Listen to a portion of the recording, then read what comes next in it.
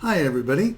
This week we're going to be talking about the skincare brand Murad. We're going to talk about the brand's founder, Dr. Howard Murad, a little bit of the brand's history, going through a few of their products, looking at some of their ingredients, and giving you my own thoughts. So if that sounds interesting to you, let's dive in. So a little bit of the brand's history. The brand's founder, Dr. Howard Murad, founded the brand in 1989. Back when he was just a little boy, he was 7 years old in Baghdad in the year 1946.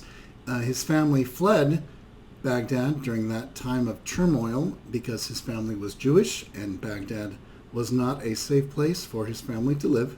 So his family fled to the United States and lived in Brooklyn, and he worked to put himself through pharmacy school in Brooklyn and graduated pharmacy school in the year 1962. And he worked for a while as a pharmacist while putting himself through medical school. And shortly after graduating medical school, he served in Vietnam between the years of 1967 and 1968.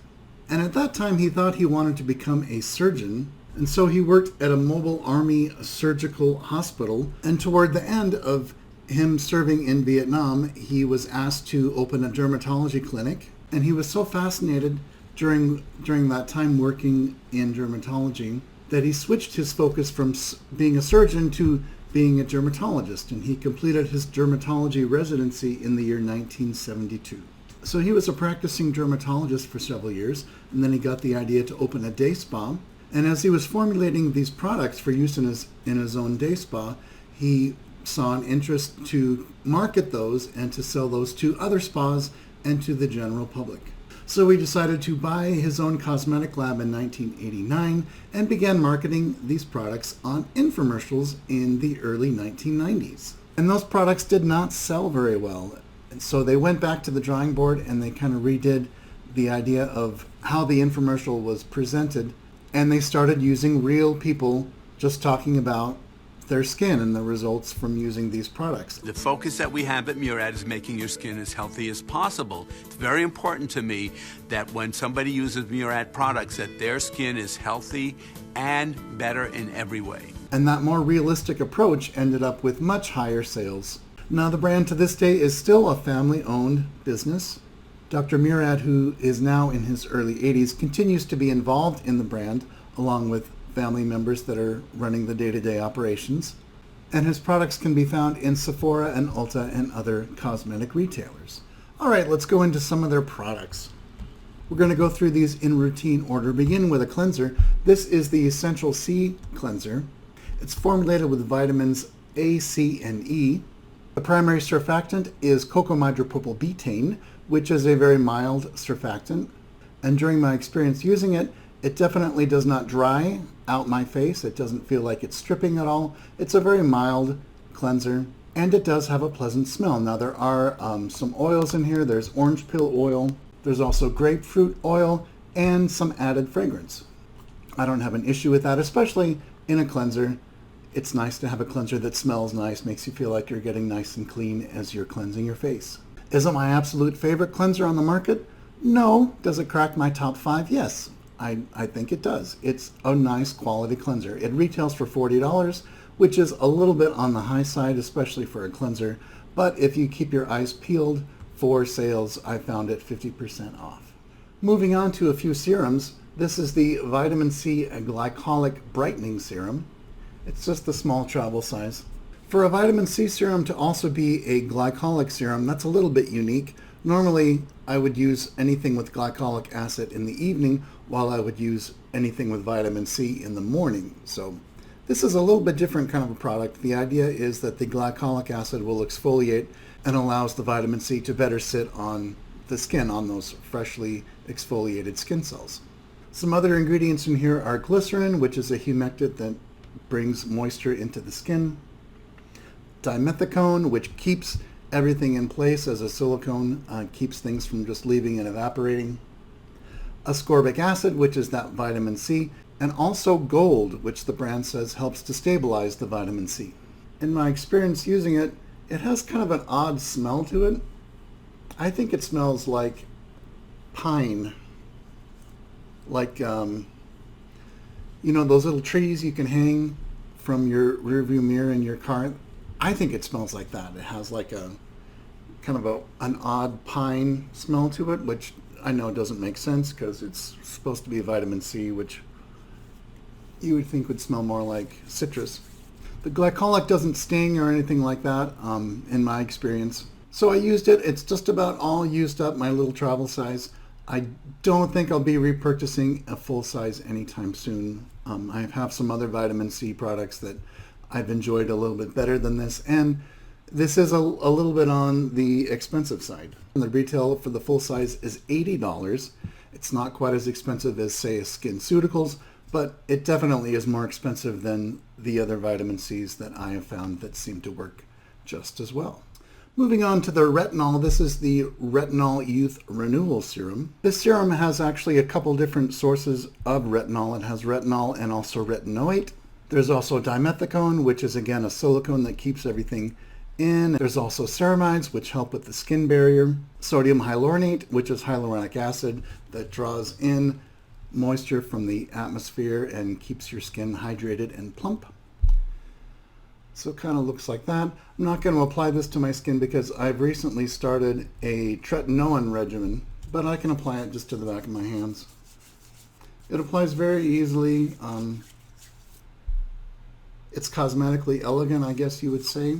They do include fragrance. A lot of their products has fragrance.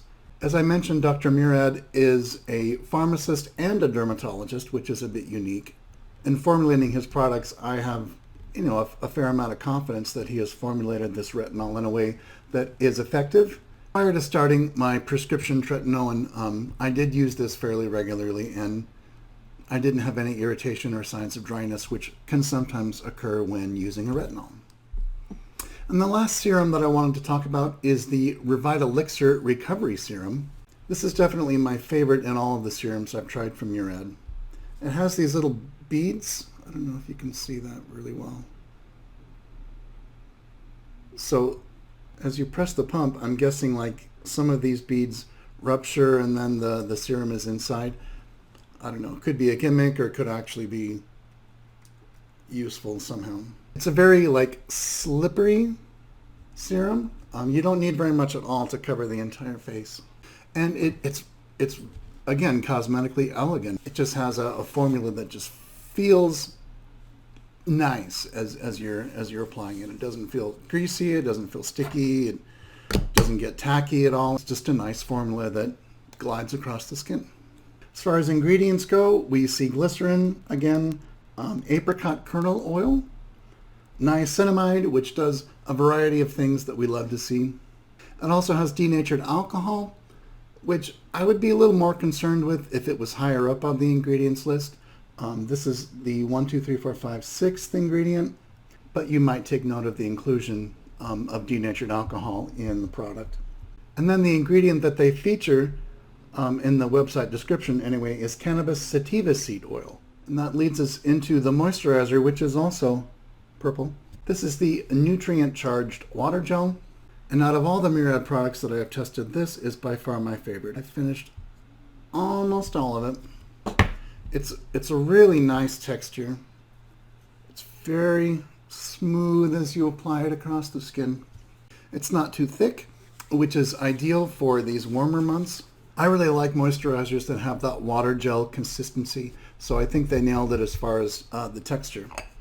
There's dimethicone, glycerin, saccharide isomerate, which I had to look up because you don't see that ingredient very much. That's an emollient, so it smooths the cell edges and makes everything nice and soft.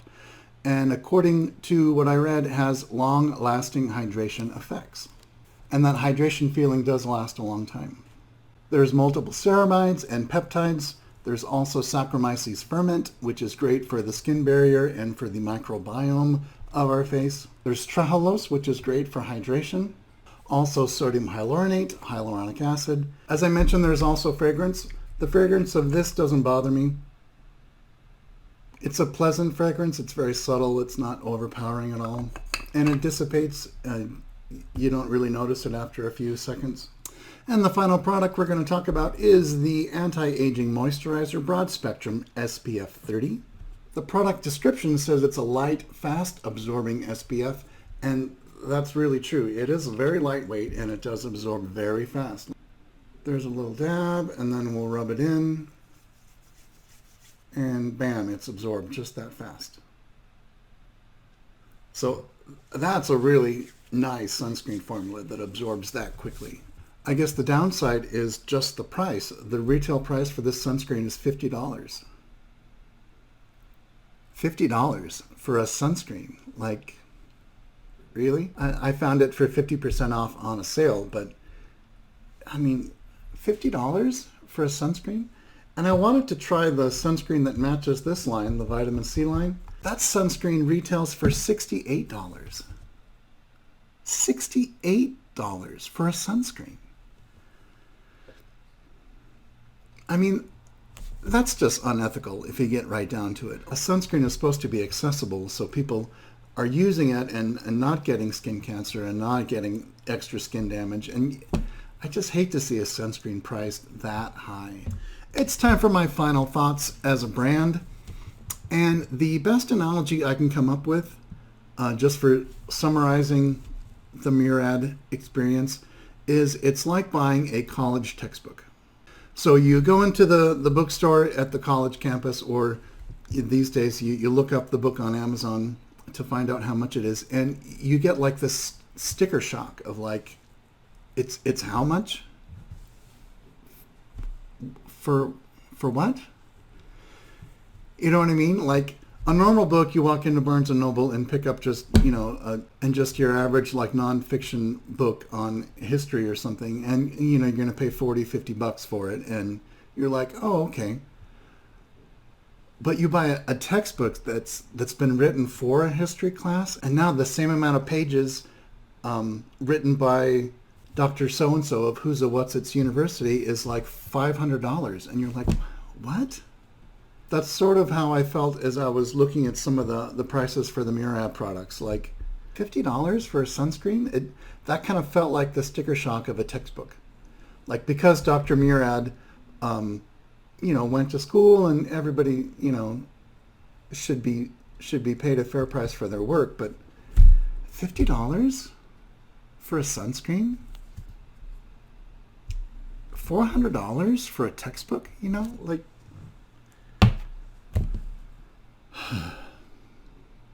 that pretty much sums up my Murad experience. Like, the sticker shock is real. The products are nice. They are. The products are very nice. And Dr. Murad seems like a very nice man. All right.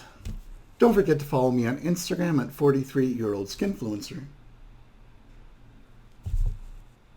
And I'll see you guys next time.